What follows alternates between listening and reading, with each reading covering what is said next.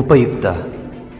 ಇದು ಕಲಿಕೆಯ ಸಾಗರ, ಕಲಿಯುವ ಮನಸ್ಸಿಗೆ ಆಧಾರ, ಕಲಿಯುತ್ತ ನಲಿಯುವ ತಾಯಿ ನುಡಿಯ ಎಂಬಂತೆ ಎಲ್ಲ ಕುಲಕೋಟಿ ಕನ್ನಡಿಗರ ಪಾದಾರವಿಂದಕ್ಕೆ ಶರಣಾಗಿ ಕನ್ನಡ ಭಾಷೆಯನ್ನು ಕಲಿಯುವ ವಿದ್ಯಾರ್ಥಿಗಳಿಗೆ ಹಾಗೂ ಶಿಕ್ಷಕರಿಗೆ ಉಪಯೋಗವಾಗಲೆಂದು ಸಿದ್ಧಪಡಿಸಿರುವ ಒಂದು ಮಾಧ್ಯಮವೇ ಈ ಉಪಯುಕ್ತ. ಇಂದಿನ ತರಗತಿಯಲ್ಲಿ ವ್ಯಾಘ್ರಗೀತೆ ಎನ್ ಮೂರ್ತಿರಾವ್ ಬರೆದಿರುವಂತಹ ವ್ಯಾಘ್ರಗೀತೆ ಗದ್ಯದ ವ್ಯಾಕರಣಾಂಶಗಳನ್ನ ತಿಳ್ಕೊಳ್ಳೋಣ. ಈ ಪ್ರವೇಶ ಭಾಗದಲ್ಲಿ ಕಂಡುಬರುವಂತಹ ವ್ಯಾಕರಣಾಂಶಗಳನ್ನು ನೀವು ಗುರುತಿಸಬೇಕು. ವ್ಯಾಘ್ರಗೀತೆ ಗದ್ಯವನ್ನ ಬರೆದಿರುವಂತಹ ಎನ್ ಮೂರ್ತಿರಾಯರವರು, ಹಾಗೆಯೇ ಆರಿಸಿದಂತಹ ಭಾಗ ಸಮಗ್ರ ಲಲಿತ ಪ್ರಬಂಧಗಳು. ವ್ಯಾಘ್ರಗೀತೆ ಬರೆದವರು ಎನ್ ಮೂರ್ತಿರಾವ್.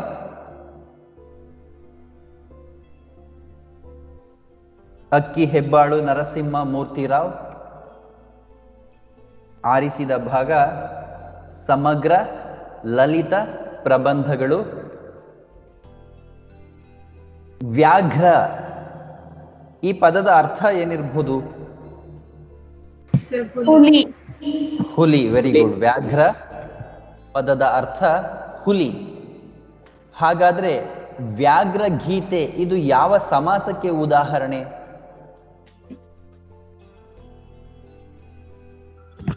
ತತ್ಪುರುಷ ಸಮಾಸ. ವ್ಯಾಘ್ರದ ಗೀತೆ. ವ್ಯಾಘ್ರದ ಗೀತೆ ಷಷ್ಠಿ ತತ್ಪುರುಷ ಸಮಾಸ. ವ್ಯಾಘ್ರದ ಗೀತೆ ಷಷ್ಠಿ ತತ್ಪುರುಷ ಸಮಾಸಕ್ಕೆ ಉದಾಹರಣೆ.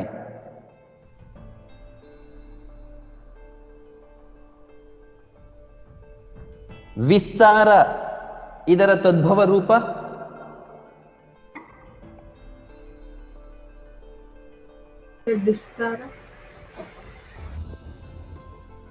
ವಿಸ್ತಾರ ಇದರ ತದ್ಭವ ರೂಪ ಬಿತ್ತರ. ಬಿತ್ತರ. ವಿಸ್ತಾರ ತದ್ಭವ ರೂಪ ಬಿತ್ತರ. ಹೊಸ ಹೊಸ ಇದು ದ್ವಿರುಕ್ತಿ. ಹೊಸ ಹೊಸ ದ್ವಿರುಕ್ತಿ. ಆಯಾಮ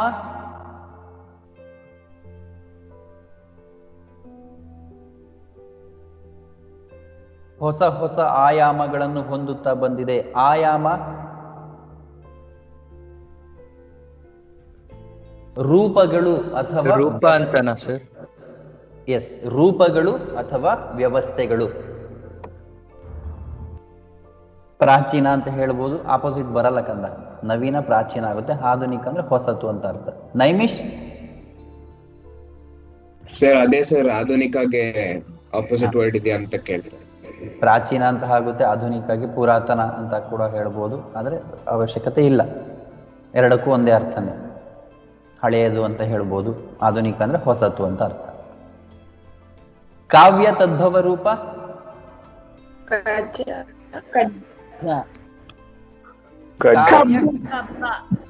ಕಾರ್ಯ ಕಜ್ಜ. ಕಾವ್ಯ ಕಬ್ಬ.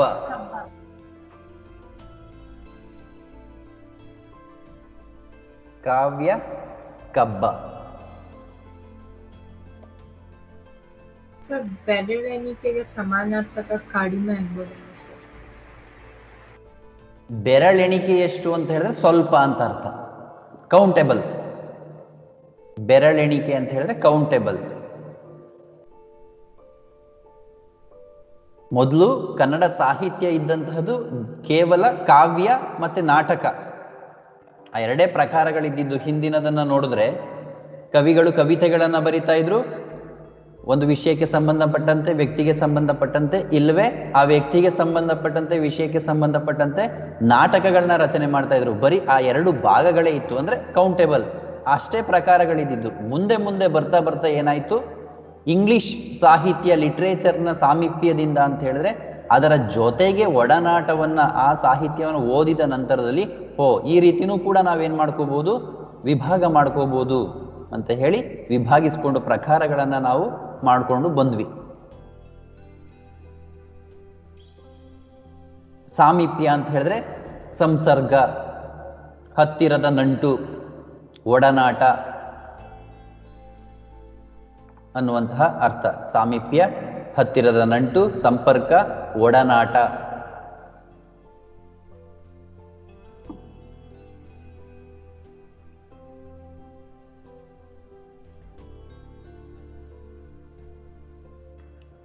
ಭಾವಗೀತೆ ಭಾವದ ಪ್ಲಸ್ ಗೀತೆ ತತ್ಪುರುಷ ಸಮಾಸ. ತತ್ಪುರುಷ ಸಮಾಸ.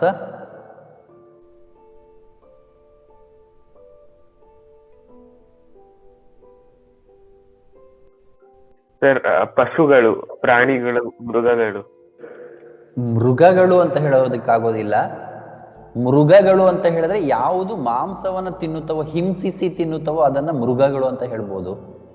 ಕೊಲ್ಲುವಂತಹದನ್ನ ಮೃಗಗಳು. Sir ಹಿಂಸ್ರ ಪಶುಗಳು ಮೃಗಗಳಾಗುತ್ತಾ sir? ಹಿಂಸಿಸುವಂತಹ ಪಶುಗಳು ಅಂದ್ರೆ ಹಿಂಸೆಯನ್ನ ಮಾಡುವಂತಹ ಪಶುಗಳು. ಪಶು ಅಂತ ಹೇಳಿದ್ರೆ ಇಲ್ಲಿ ಪಶು ಮೃಗ ಎರಡಕ್ಕೂ ವ್ಯತ್ಯಾಸ ಇದೆ. ಬರೀ ಪಶು ಅಂತ ಹೇಳಿದಾಗ ಅದು ಸಸ್ಯಾಹಾರಿ ಪ್ರಾಣಿಗಳನ್ನ ಪಶುಗಳು ಅಂತ ಕರಿತೀವಿ, ಸಾಧು ಪ್ರಾಣಿಗಳನ್ನ. ಮೃಗಗಳು ಅಂತ ಹೇಳಿದ್ರೆ ಕೊಂದು ತಿನ್ನುವಂತಹ ಪ್ರಾಣಿಗಳಿಗೆ ನಾವು ಮೃಗಗಳು ಅಂತ ಕರೆಯುವಂಥದ್ದು. ಹಿಂಸ್ರ ಪಶು ಅಂತ ಹೇಳಿದ್ರೆ ಹಿಂಸೆಯನ್ನ ಮಾಡಿ ತಿನ್ನುವಂತಹ ಪ್ರಾಣಿಗಳು ಹಿಂಸ್ರ ಪಶುಗಳು. ಜಸ್ಟ್ ಪಶುಗಳು ಅಂತ ಹೇಳೋದಿಕ್ಕಾಗೋದಿಲ್ಲ.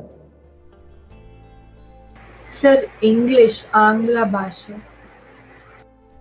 ಇಂಗ್ಲಿಷ್ ಆಂಗ್ಲ ಭಾಷೆ ಗೊತ್ತಿದೆ ಅಲ್ಲ, ಅದರದ ಅವಶ್ಯಕತೆ. ಎಸ್ ಸಾಹಿತ್ಯಗೆ ಚರಿತ್ರೆ ಆಗುತ್ತೆ. ಇಲ್ಲ ಕಂದ, ಸಾಹಿತ್ಯ ಲಿಟ್ರೇಚರ್. ಚರಿತ್ರೆಯ ಇತಿಹಾಸವೇ ಬೇರೆ, ಸಾಹಿತ್ಯವೇ ಬೇರೆ. ಪ್ರಭೇದ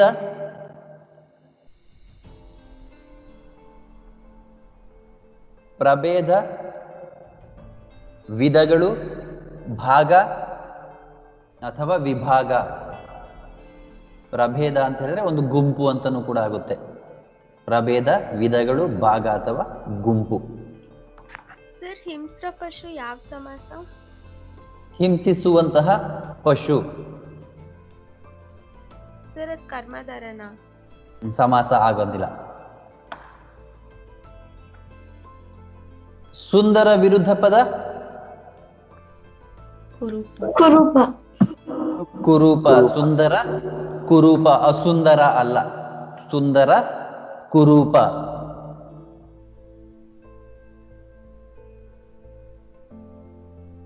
ಸರ್ ಕುರೂಪಾನ ಕುರುಬಾನ? ಕುರುಬ ಅಂತ ಹೇಳಿದ್ರೆ ಕುರಿಯನ್ನ ಕಾಯುವಂತವ್ರನ್ನ ಕುರುಬ ಅನ್ನೋದು. ಕುರೂಪ, ಕುರೂಪ. ಹಿಂಸ್ರ ಪಶು ಕೊಂದು ತಿನ್ನುವಂತಹ ಪ್ರಾಣಿಗಳು, ಪಶುಗಳು. ಕೊಂದು ತಿನ್ನುವಂತಹ ಪಕ್ಷಿಗಳು, ಹಿಂಸೆಯನ್ನ ನೀಡಿ ತಿನ್ನುವಂತಹ ಪ್ರಾಣಿಗಳು. ಹಿರಿಯ ವಿರುದ್ಧ ಪದ ಕಿರಿಯ. ಕಿರಿಯ. ಹಿರಿಯ, ಕಿರಿಯ. ಮನುಷ್ಯರು ಏಕವಚನ ರೂಪ ಮನುಷ್ಯ. ಮನುಷ್ಯ. ಮನುಷ್ಯ. ಮನುಜ ಸಮಾನಾರ್ಥಕ ಪದ. ವಿಡಂಬಿಸು ಅನ್ನೋದಕ್ಕೆ ಅರ್ಥ ಏನು ಗೊತ್ತಾ? ಹಾಸ್ಯವೇ ಬೇರೆ, ವಿಡಂಬನೆಯೇ ಬೇರೆ, ಆಡಿಕೊಳ್ಳೋದೇ ಬೇರೆ.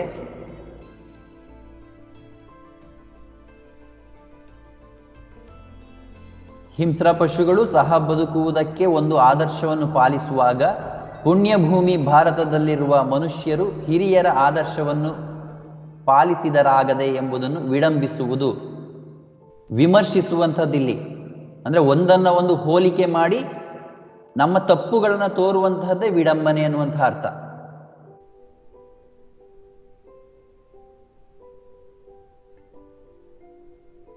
ಅಪಹಾಸ್ಯವೇ ಬೇರೆ, ಹಾಸ್ಯವೇ ಬೇರೆ. ಎಸ್ ವಿವೇಕ್. ಸರ್ ಅಂದ್ರೆ ವಿಡಂಬಿಸುವಿಗೆ ಸಮಾನಾರ್ಥಕ ಪದ ವಿಮರ್ಶಿಸುವ ಆಗುತ್ತಾ ಸರ್? ಇಲ್ಲ ಇಲ್ಲ, ಅರ್ಥ ಅದು ಸ್ವಲ್ಪ ಹತ್ತಿರಕ್ಕೆ ಬರುತ್ತೆ. ವಿಡಂಬನೆ ಅಂತ ಹೇಳಿದ್ರೆ ಎತ್ತಿ ತೋರುವಂತಹದ್ದು, ಇರುವಂತಹ ತಪ್ಪನ್ನ ಎತ್ತಿ ತೋರುವಂತಹದ್ದು ವಿಡಂಬನೆ. ಹಲವಾರು ವಿಡಂಬನ ಮಾತುಗಳು ನಾವು ಆಡ್ತಿರ್ತೀವಿ. ಒಂದೊಂದ್ಸರಿ ಯಾವ್ದಾದ್ರು ತಪ್ಪಿದ್ರೆ ಅದನ್ನ ಇಂಡೈರೆಕ್ಟ್ ಆಗಿ ನಾವು ಹೇಳ್ತೀವಲ್ಲ, ಅದು ವಿಡಂಬಿಸುವಂಥದ್ದು. ಅದರಲ್ಲಿಯೇ ಅಪಹಾಸ್ಯ ಮಾಡುವಂಥದ್ದಿದೆ. ತಪ್ಪನ್ನ ನೀ ಹೇಳ್ಬೋದು, ಅದನ್ನು ಹಾಡ್ಕೊಳ್ಳುವಂಥದ್ದು ಅಪಹಾಸ್ಯ.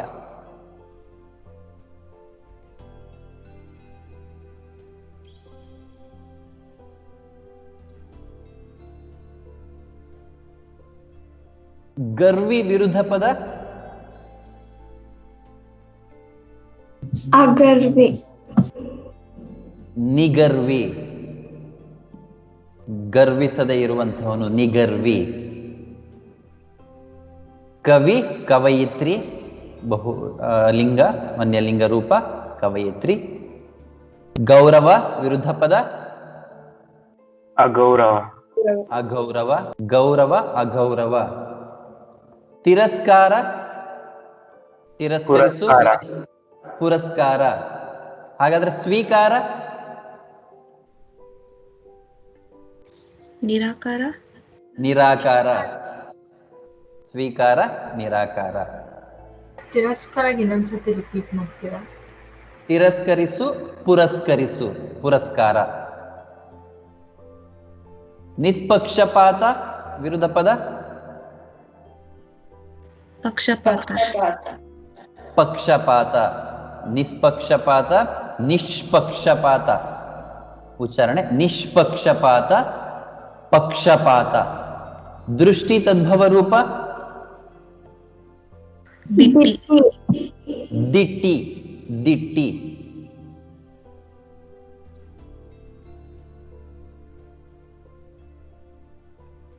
ತಪ್ಪು ವಿರುದ್ಧ ಪದ ಸರಿ.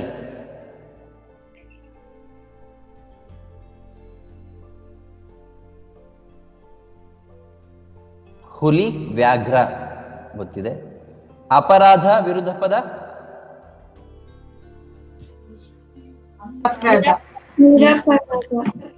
ನಿರಾಪರಾಧ. ಅಪರಾಧ ನಿರಾಪರಾಧ. ನಿರಾಪರಾಧಿ ಅಪರಾಧಿ ನಿರಾಪರಾಧಿ. ಅಪರಾಧ ನಿರಾಪರಾಧ.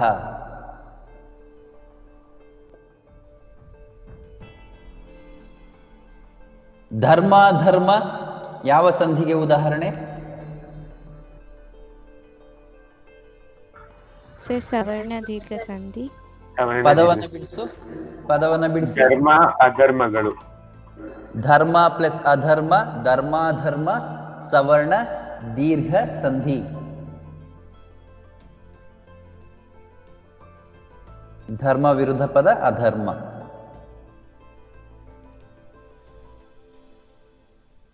ಮುಖ್ಯ ವಿರುದ್ಧ ಪದ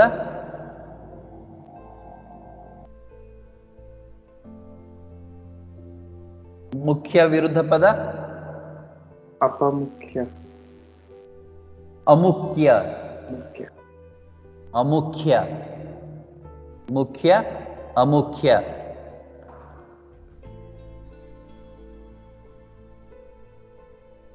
ಮುಖ್ಯ ಅಮುಖ್ಯ. ಹುಲಿಗೆ ವಿಭಕ್ತಿ ಪ್ರತ್ಯಯ ಚತುರ್ಥಿ ವಿಭಕ್ತಿ ಪ್ರತ್ಯಯ. ಗೆ ಚತುರ್ಥಿ ವಿಭಕ್ತಿ ಪ್ರತ್ಯಯ.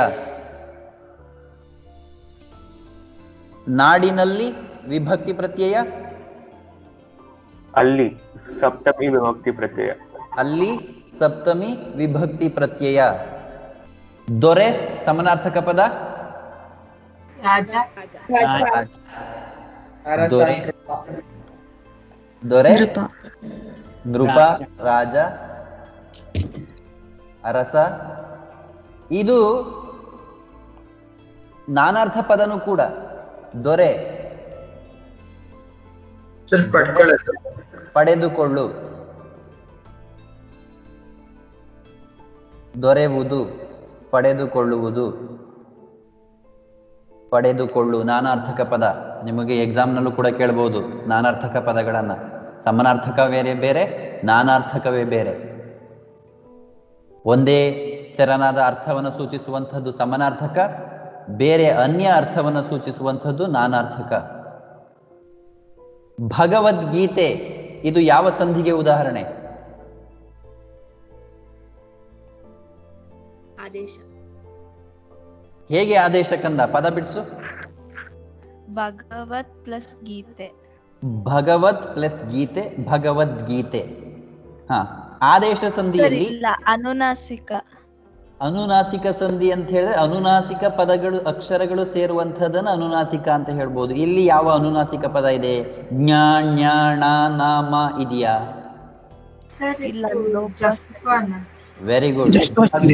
ಭಗವದ್ಗೀತೆ ಜಸ್ತ್ವ ಸಂಧಿ. ನೋಡಿ ಇಲ್ಲಿ ಗಮನಿಸ್ಬೇಕು, ಜಸ್ತ್ವ ಸಂಧಿ ಮತ್ತೆ ಆದೇಶ ಸಂಧಿ, ಕತಪಗಳಿಗೆ ಗದಬಗಳು ಆದೇಶವಾಗಿ ಬರುವಂತಹದ್ದು ಆದೇಶ ಸಂಧಿಯಲ್ಲಿ ಉತ್ತರ ಪದದ ಮೊದಲಲ್ಲಿ.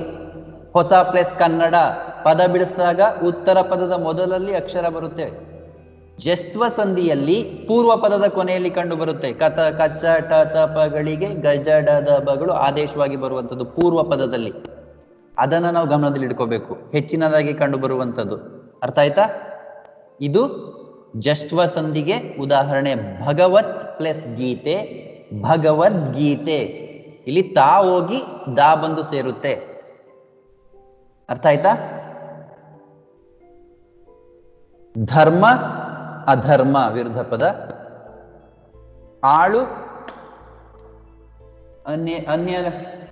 ಅನ್ಯ ಅರ್ಥನೂ ಕೂಡ ಇದೆ, ಸಮಾನಾರ್ಥಕನೂ ಕೂಡ ಇದೆ. ಆಳು ಸೇವಕ, ಸೇವಕ. ರಾಜ್ಯಭಾರ ಮಾಡಿ. ಆಳು ರಾಜ್ಯಭಾರ. ಆಳು ಸೇವಕ, ಆಳು ರಾಜ್ಯಭಾರ. ಸರ್ ಇನ್ನೊಂದ್ಸತಿ ರಿಪೀಟ್ ಮಾಡಿ. ಆಳು ಸೇವಕ, ಅನ್ಯರ್ಥ ರಾಜ್ಯಭಾರ ಅಂತನೂ ಕೂಡ ಆಗುತ್ತೆ.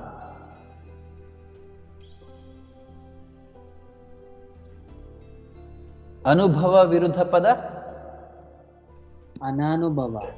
ಅನನುಭವ. ಅನಾನುಭವ ಅಲ್ಲ, ಅನನುಭವ. ಅನನುಭವ. ಭೂಮಿ ಸಮಾನಾರ್ಥಕ ಪದ ನಿಮಗೆ ಗೊತ್ತಿದೆ. ಭುವಿ, ಧರಿತ್ರಿ, ಇಳೆ. ಇಳೆ, ಅವನಿ, ದಾರೆ. ಧರೆ, ನೆಲ. ಸಣ್ಣದೊಂದು ಯಾವ ಸಂಧಿಗೆ ಉದಾಹರಣೆ? ಸರ್ ಲೋಪಸಂಧಿ. ಲೋಪಸಂಧಿ. ಸಣ್ಣದು ಪ್ಲಸ್ ಒಂದು, ಸಣ್ಣದೊಂದು, ಲೋಪಸಂಧಿ. ಬಂಧು ಸಮಾನಾರ್ಥಕ ಪದ ನೆಂಟರು. ನೆಂಟರು. ಸರ್ ಬಳಗ. ಬಂಧು ಬಳಗ ಅದು ಜೋಡು ಪದ. ಬಳಗ ಅಂದ್ರೆ ಕುಟುಂಬ ಅಂತ ಅರ್ಥ, ಗುಂಪು ಅಂತ ಅರ್ಥ. ನೆಂಟರು ಹಿತೈಷಿಗಳು.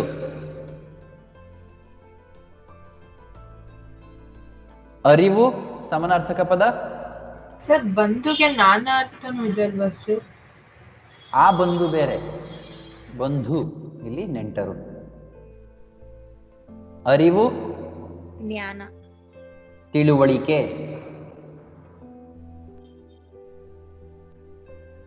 ಅರಿವು ತಿಳುವಳಿಕೆ. ಅಜ್ಜ ಬಹುವಚನ ರೂಪ ಅಜ್ಜಂದಿರು. ಅಜ್ಜಂದಿರು. ಅಜ್ಜ ಬಹುವಚನ ರೂಪ ಅಜ್ಜಂದಿರು. ಸಂಸ್ಥಾನದಲ್ಲಿ ವಿಭಕ್ತಿ ಪ್ರತ್ಯಯ ಸಪ್ತಮಿ. ಅಲ್ಲಿ ಸಪ್ತಮಿ ವಿಭಕ್ತಿ ಪ್ರತ್ಯಯ. ರಾಜಭಕ್ತಿ ಸಮಾಸಕ್ಕೆ ಉದಾಹರಣೆ. ಯಾವ ಸಮಾಸಕ್ಕೆ ಉದಾಹರಣೆ? ತತ್ಪುರುಷ ಸಮಾಸ. ಪದವನ್ನು ಹೇಗೆ ಬಿಡಿಸೋದು? ರಾಜನ ಭಕ್ತಿ. ರಾಜನ ಭಕ್ತಿನ ರಾಜನಿಗೆ ಭಕ್ತಿನ? ರಾಜನಿಗೆ ಭಕ್ತಿ. ರಾಜನಿಗೆ ಭಕ್ತಿ. ಚತುರ್ಥಿ ತತ್ಪುರುಷ ಸಮಾಸ. ರಾಜಭಕ್ತಿ, ರಾಜನಿಗೆ ಭಕ್ತಿ. ಚತುರ್ಥಿ ತತ್ಪುರುಷ ಸಮಾಸ. ಎಸ್ ಸರ್, ಸಮಾಸ ಬಿಡಿಸ್ಬೇಕಾದ್ರೆ ನಾವು ವಿಭಕ್ತಿ ಪ್ರತ್ಯಯದ ಹೆಸರು ಬರೀಬೇಕು ಸರ್. ಅಂದ್ರೆ ನೀವು ಇಲ್ಲಿ ಚತುರ್ಥಿ ತತ್ಪುರುಷ ಸಮಾಸ ಅಂತ ಹೇಳಿದ್ರಿ. ಅಲ್ಲಿ ಯಾಕೆ ನಾನು ಅದನ್ನ ಹೇಳ್ತಾ ಇದ್ದೀನಿ ಅಂದ್ರೆ, ಯಾವ ವಿಭಕ್ತಿ ಅಲ್ಲಿಗೆ ಆಡ್ ಆಗಿದೆಯೋ ಅದು ಸೇರ್ಕೊಳ್ಳುತ್ತೆ ತತ್ಪುರುಷ ಸಮಾಸದಲ್ಲಿ. ಹಾಗೂ ಬರಿಬಹುದು, ಇಲ್ಲ ಅಂದ್ರೆ ಬರೀ ತತ್ಪುರುಷ ಸಮಾಸ ಅಂತಾನು ಕೂಡ ಬರಿಬಹುದು. ಮೆನ್ಷನ್ ಮಾಡಿದ್ದು ಪರ್ಟಿಕ್ಯುಲರ್ ವಿಭಕ್ತಿ ಯಾವ್ದಿದೆ ಅನ್ನೋದನ್ನ ನಿಮ್ಗೆ ಗೊತ್ತಾಗ್ಬೇಕಲ್ಲ, ಯಾವ್ದಿದೆ ಅನ್ನುವಂಥದ್ದು. ಕಥಾನಾಯಕ ಯಾವ ಸಮಾಸಕ್ಕೆ ಉದಾಹರಣೆ?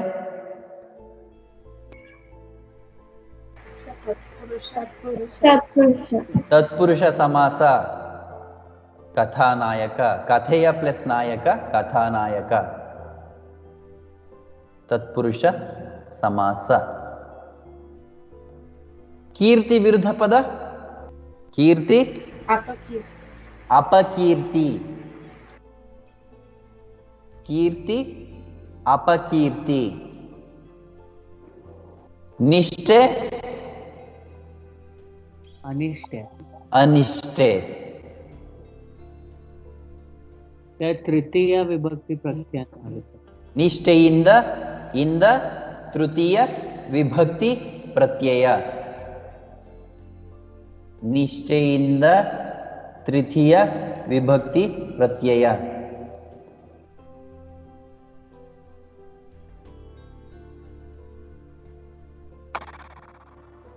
ಮಸಿಯ ಕಾಣಿಕೆ ಅಂತ ಹೇಳಿದ್ರೆ, ಹಳ್ಳಿಗಳಲ್ಲಿ ಮೊದಲು ಶಾನುಭೋಗರು ಟ್ಯಾಕ್ಸ್ ಅನ್ನ ಕಲೆಕ್ಟ್ ಮಾಡಕ್ ಬರ್ತಾ ಇದ್ರು, ಕಂದಾಯವನ್ನ ಕಲೆಕ್ಟ್ ಮಾಡಕ್ ಬರ್ತಾ ಇದ್ರು. ಆ ಸಂದರ್ಭದಲ್ಲಿ ಟ್ಯಾಕ್ಸ್ ಕೊಡೋದ್ರ ಜೊತೆಗೆ ಆ ಶಾನುಭೋಗರಿಗೆ ಏನ್ ಮಾಡ್ತಾ ಇದ್ರು, ಒಂದಷ್ಟು ಭತ್ತವೋ ಒಂದಷ್ಟು ಹಣವೋ ಎಕ್ಸ್ಟ್ರಾ ಗಿಫ್ಟ್ ಆಗಿ ಕೊಡ್ತಾ ಇದ್ರು.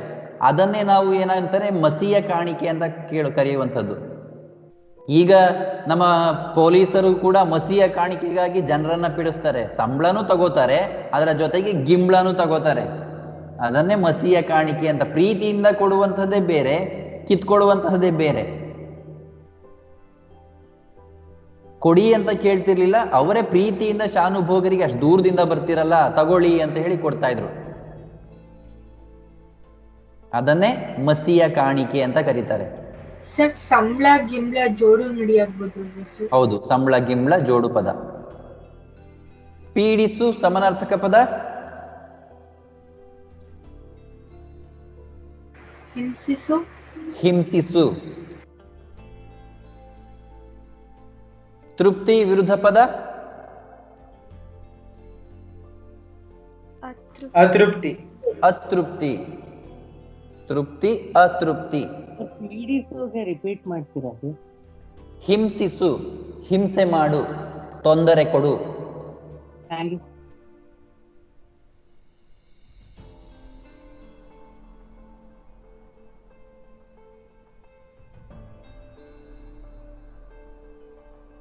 ಆಧಾರ ವಿರುದ್ಧ ಪದ. ನಿರಾಧಾರ. ನಿರಾಧಾರ.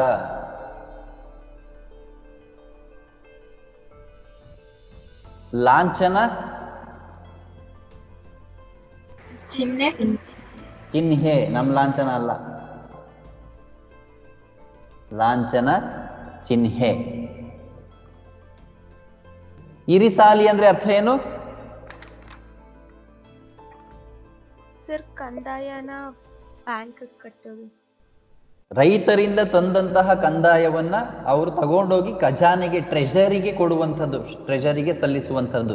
ಈಗಲೂ ಕೂಡ ಹಳ್ಳಿ ಕಡೆ ಕಂದಾಯವನ್ನ ವಸೂಲಿ ಮಾಡೋದಿಕ್ಕೆ ಒಬ್ರು ಬರ್ತಾರೆ, ವಿಲೇಜ್ ಅಕೌಂಟೆಂಟ್ ಅಂತ ಕರಿತೀವಿ. ಅವ್ರು ಏನ್ ಮಾಡ್ತಾರೆ, ಹಳ್ಳಿಯಲ್ಲಿ ಮನೆ ಮನೆಗೆ ಬಂದು ಕಂದಾಯವನ್ನ ವಸೂಲಿ ಮಾಡ್ತಾರೆ.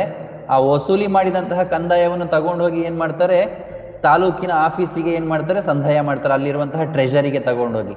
ಅಂದ್ರೆ ಇರಿಸಾಲಿ ಅಂತ ಹೇಳಿದ್ರೆ ರೈತರಿಂದ ಪಡೆದಂತಹ ಕಂದಾಯವನ್ನ, ಹಣವನ್ನ ಟ್ರೆಷರಿಗೆ ಅಥವಾ ಖಜಾನೆಗೆ ಸಲ್ಲಿಸುವಂಥದ್ದು, ಅದು ಇರಿಸಾಲಿಗ ಅಂತ ಅರ್ಥ. ಖಜಾನೆ ಅಂತ ಹೇಳಿದ್ರೆ ಟ್ರೆಷರಿ. ಸ್ನೇಹಿತ ಸಮಾನಾರ್ಥಕ ಪದ. ಮಿತ್ರು. ಮಿತ್ರುನ, ಮಿತ್ರನ. ಮಿತ್ರ, ಗೆಳೆಯ, ಆಪ್ತ. ಮಿತ್ರ, ಗೆಳೆಯ, ಆಪ್ತ. ಸಂಜೆ ತದ್ಭವ ರೂಪ.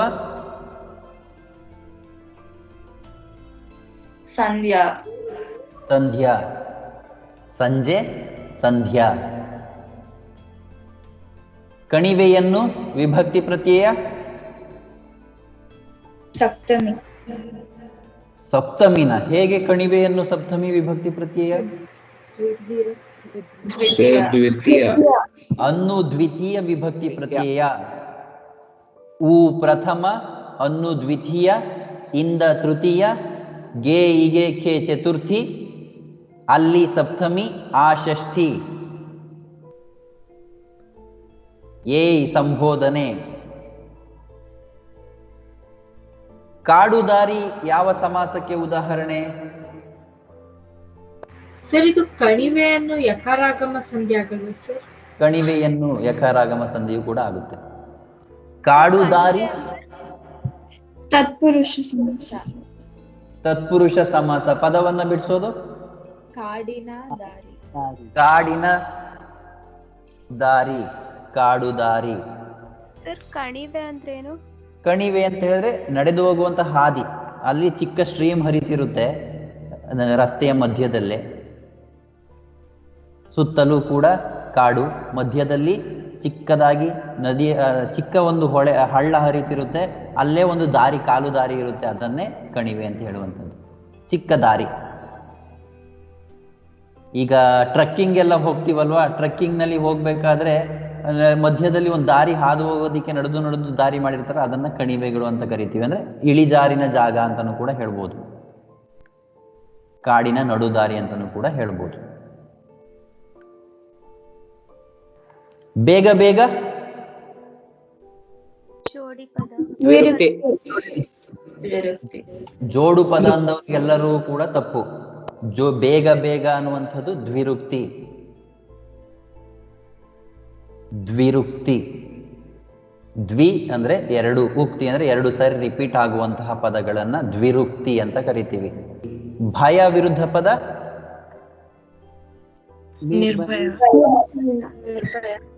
ನಿರ್ಭಯ. ಭಯ ನಿರ್ಭಯ. ಮತ್ತಷ್ಟು ಯಾವ ಸಂಧಿಗೆ ಉದಾಹರಣೆ? ಲೋಪ. ಲೋಪ ಸಂಧಿಗೆ. ಮತ್ತು ಪ್ಲಸ್ ಅಷ್ಟು, ಮತ್ತಷ್ಟು ಲೋಪ ಸಂಧಿಗೆ. ಅಷ್ಟು ಪರಿಮಾಣವಾಚಕ. ಮೆಜರಬಲ್, ನಾನ್ ಮೆಜರಬಲ್ನೆಲ್ಲನೂ ಕೂಡ ಪರಿಮಾಣವಾಚಕ ಅಂತ ಕರಿತೀವಿ. ಅಷ್ಟು.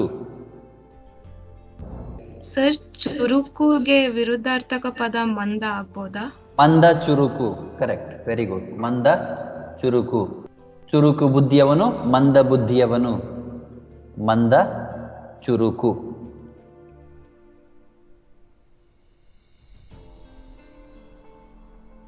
ಗುಹೆಯಲ್ಲಿ, ಅಲ್ಲಿ ಸಪ್ತಮಿ ವಿಭಕ್ತಿ ಪ್ರತ್ಯಯ.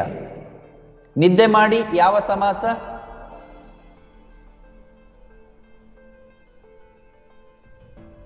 ನಿದ್ದೆ ಮಾಡಿ ಕ್ರಿಯಾ ಸಮಾಸ. ನಿದ್ದೆ ಮಾಡಿ, ನಿದ್ದೆಯನ್ನು ಮಾಡಿ ಕ್ರಿಯಾ ಸಮಾಸ. ನಿದ್ದೆಯನ್ನು ಮಾಡಿ ಕ್ರಿಯಾ ಸಮಾಸ. ನಿದ್ದೆಯನ್ನು ಮಾಡಿ ಕ್ರಿಯಾ ಸಮಾಸ. ಭಾಸವಾಗು ಅರ್ಥ ಅನ್ನಿಸೋದು. ಅನ್ನಿಸುವಂತಹದ್ದು, ಅರಿವಾಗು, ತಿಳಿ. ಅನ್ನಿಸುವಂಥದ್ದು, ಅರಿವಾಗುವಂತಹದ್ದು.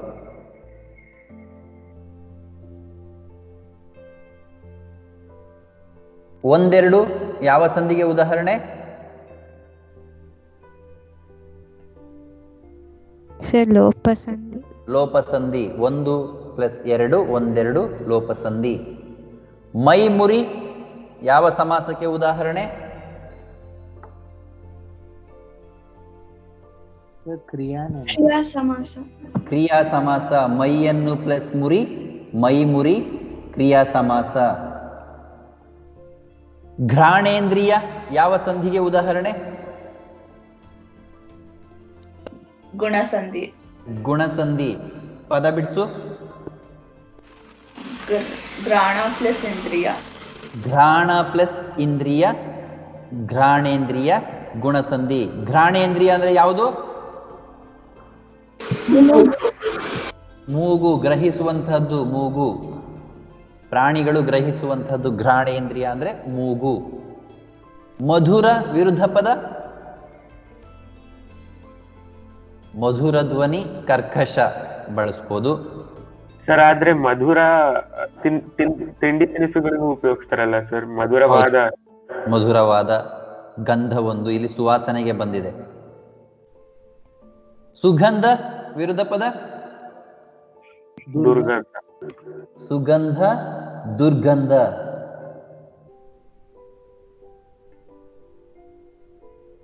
ದುರ್ಗಂಧ, ಸುಗಂಧ, ದುರ್ಗಂಧ. ಸರ್, ಈಗ ಮಧುರಕ್ಕೆ ಏನ್ ಅಪೋಸಿಟ್? ಮಧುರ ಹಾಡಿನ ಮುಖಾಂತರವಾಗಿ ಬಂದ್ರೆ ಅದಕ್ಕೆ ಕರ್ಕಶ. ಇನ್ ಜನರಲ್ ಮಧುರ, ಕರ್ಕಶ ಅಂತ ಹೇಳ್ಬೋದು. ಸುವಾಸನೆ ವಿರುದ್ಧ ಪದ ದುರ್ವಾಸನೆ. ದುರ್ವಾಸನೆ. ಸುವಾಸನೆ ದುರ್ವಾಸನೆ.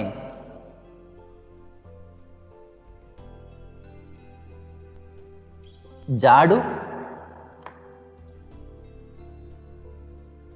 ಅದು ಜಡ ಅಂತ ಹೇಳಿದ್ರೆ ಮಂದ. ಜಾಡು ಸುವಾಸನೆಯ ಜಾಡು ಅಂತ ಹೇಳಿದ್ರೆ ಹಾದಿಯನ್ನೇ, ಆ ವಾಸನೆ ಯಾವ ಕಡೆ ಡಿರೆಕ್ಷನ್ ಅಲ್ಲಿ ಬರ್ತಾ ಇದೆಯೋ ಆ ಹಾದಿಯನ್ನೇ ಹಿಡ್ಕೊಂಡು ಬರುವಂತದ್ದು. ಜಡ ಅಂತ ಹೇಳಿದ್ರೆ ಮಂದ, ಜಾಡು ಅಂತ ಹೇಳಿದ್ರೆ ಇಲ್ಲಿ ಹಾದಿ ಅಂತ ಅರ್ಥ. ನಿಶ್ಶಬ್ದಕ್ಕೆ ವಿರುದ್ಧ ಪದ ಶಬ್ದ. ನೋಡ್ಕೊಳ್ಳಿ ಪದವನ್ನ ಹೇಗೆ ಬರಿಬೇಕು ನಿಶ್ಶಬ್ದ ಅಂತ.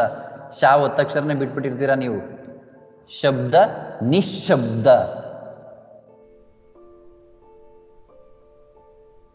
ಶಬ್ದ ನಿಶ್ಶಬ್ದ. ರಸ್ತೆಯ ಷಷ್ಠಿ ವಿಭಕ್ತಿ ಪ್ರತ್ಯಯ. ರಸ್ತೆಯ ಷಷ್ಠಿ ವಿಭಕ್ತಿ ಪ್ರತ್ಯಯ. ದುಂಡು ದುಂಡಾದ ದ್ವಿರುಕ್ತಿ. ದುಂಡಾದ ಅಂತ ಹೇಳಿದ್ರೆ ಒಂದು ರೂಪವನ್ನು ಹೊಂದಿರುವಂತಹ, ಗುಂಡಾದ ರೂಪವನ್ನು ಹೊಂದಿರುವಂತಹ ದ್ವಿರುಕ್ತಿ. ಶರೀರ ಸಮಾನಾರ್ಥಕ ಪದ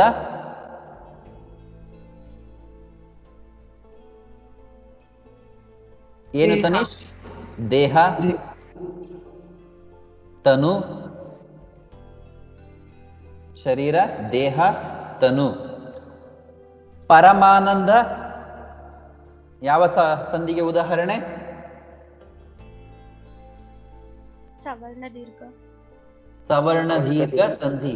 ಪರಮ ಪ್ಲಸ್ ಆನಂದ, ಪರಮಾನಂದ, ಸವರ್ಣ ದೀರ್ಘ ಸಂಧಿ.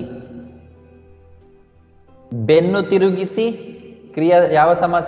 ಕ್ರಿಯಾ ಸಮಾಸಕ್ಕೆ ಉದಾಹರಣೆ. ಬೆನ್ನನ್ನು ತಿರುಗಿಸಿ, ಬೆನ್ನು ತಿರುಗಿಸಿ ಕ್ರಿಯಾ ಸಮಾಸಕ್ಕೆ ಉದಾಹರಣೆ. ಶತ್ರು ವಿರುದ್ಧ ಪದ ಮಿತ್ರ. ಮಿತ್ರ. ಸಮಾನಾರ್ಥಕ ಪದ ವೈರಿ. ವೈರಿ. ಸಮಾನಾರ್ಥಕ ಪದ ವೈರಿ. ಸರ್ ಒಂದು ಪ್ರಶ್ನೆ ಇತ್ತು ಸರ್. ಹಾ ಸರ್, ಅಭಿಮುಖಕ್ಕೆ ವಿರುದ್ಧ ಪದ ವಿಮುಖ ಅಲ್ವಾ ಸರ್? ವಿಮುಖ, ವಿರುದ್ಧ ಮುಖ ಅಂತಾನೂ ಕೂಡ ಆಗ್ಬೋದು. ಅದು ವಿಮುಖ ಅನ್ನುವಂಥದ್ದು ಒಂದೊಂದು ಸಾರಿ ಒಂದೊಂದು ಅರ್ಥವನ್ನು ಸೂಚಿಸುತ್ತೆ. ದೇವರಿಗೆ ನಾನು ವಿಮುಖನಾದೆ ಅಂದ್ರೆ ಶರಣಾದೆ ಅಂತ ಅರ್ಥವನ್ನು ಸೂಚಿಸುತ್ತೆ.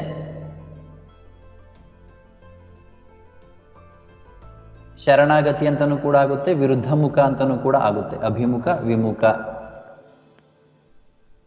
ಇಲ್ಲಿ ಹಿಮ್ಮುಖ ಅಂತ ಹೇಳೋದಿಕ್ಕಾಗೋದಿಲ್ಲ, ಹಿಂದಿನ ಮುಖ ಅಂತ ಆಗೋದಿಲ್ಲ. ವಿಮುಖ, ಅಭಿಮುಖ, ವಿಮುಖ. ಇನ್ನೊಂದು ಅರ್ಥ ಶರಣಾಗತಿ ಅಂತಾನೂ ಕೂಡ ಆಗುತ್ತೆ. ದೇವರಿಗೆ ವಿಮುಖನಾಗು, ದೇವರ ಕಡೆಗೆ ವಾಲು ಅನ್ನುವಂಥ ಅರ್ಥ ಆಗುತ್ತೆ. ಮೆಲ್ಲ ಮೆಲ್ಲನೆ ದ್ವಿರುಕ್ತಿ.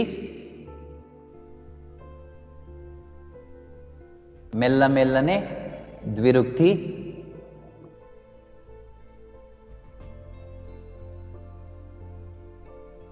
ಸರ್, ಪಂಚೇಂದ್ರಿಯ, ಪಂಚ ಪ್ಲಸ್ ಇಂದ್ರಿಯ ದ್ವಿಗು ಸಮಾಸ.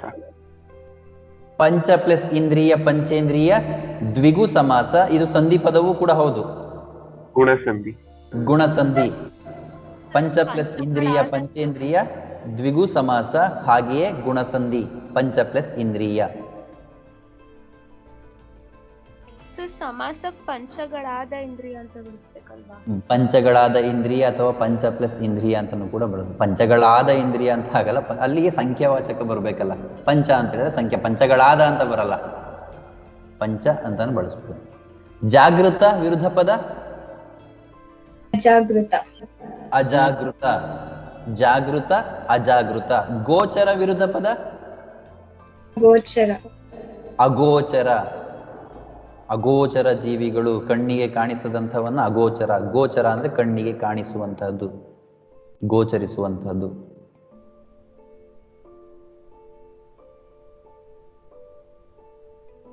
ಗೋಚರ, ಅಗೋಚರ. ಹಿಂದಿನಿಂದ ಇಂದ ತೃತೀಯ ವಿಭಕ್ತಿ ಪ್ರತ್ಯಯ. ಹಿಂದಿನಿಂದ ಇಂದ ತೃತೀಯ ವಿಭಕ್ತಿ ಪ್ರತ್ಯಯ.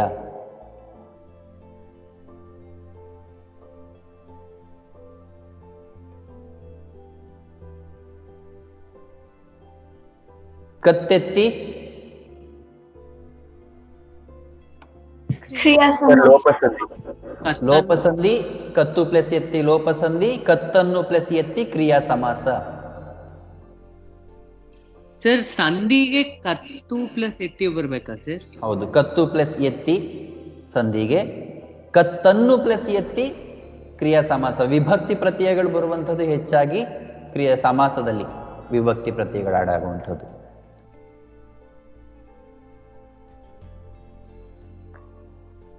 ಹೊಳೆ, ಮಿನುಗು, ಮಿಂಚು, ಅದೇ ರೀತಿ ನಾನಾರ್ಥ ಪದ ಬಂದಾಗ ತೊರೆ ಅಥವಾ ನದಿ. ಮಿಂಚು, ಮಿನುಗು ಸಮಾನಾರ್ಥಕ ಪದ, ನಾನಾರ್ಥಕ ಪದ ತೊರೆ ಅಥವಾ ನದಿ. ಮಿಂಚು, ತೊರೆ ಅಥವಾ ನದಿ ನಾನಾರ್ಥಕ ಪದದಲ್ಲಿ.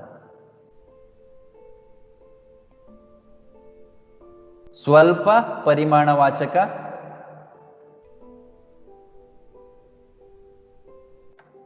ಸ್ವಲ್ಪ ಪರಿಮಾಣ ವಾಚಕ.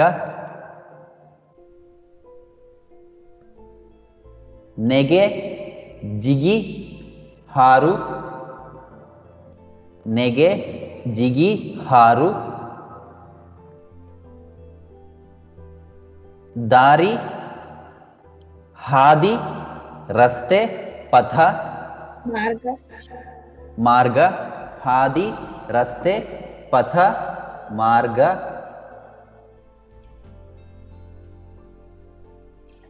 ಸರ್ ಪುನಃ ಮತ್ತೆ. ಪುನಃ ಮತ್ತೆ, ಪುನಃ ಮತ್ತೆ, ಪುನಃ ಮತ್ತೆ.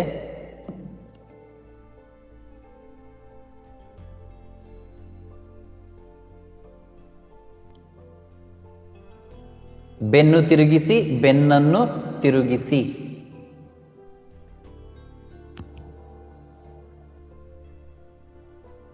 ಬೆನ್ನು ತಿರುಗಿಸಿ, ಬೆನ್ನನ್ನು ತಿರುಗಿಸಿ ಕ್ರಿಯಾ ಸಮಾಸ ಕೂಡ ಆಗುತ್ತೆ.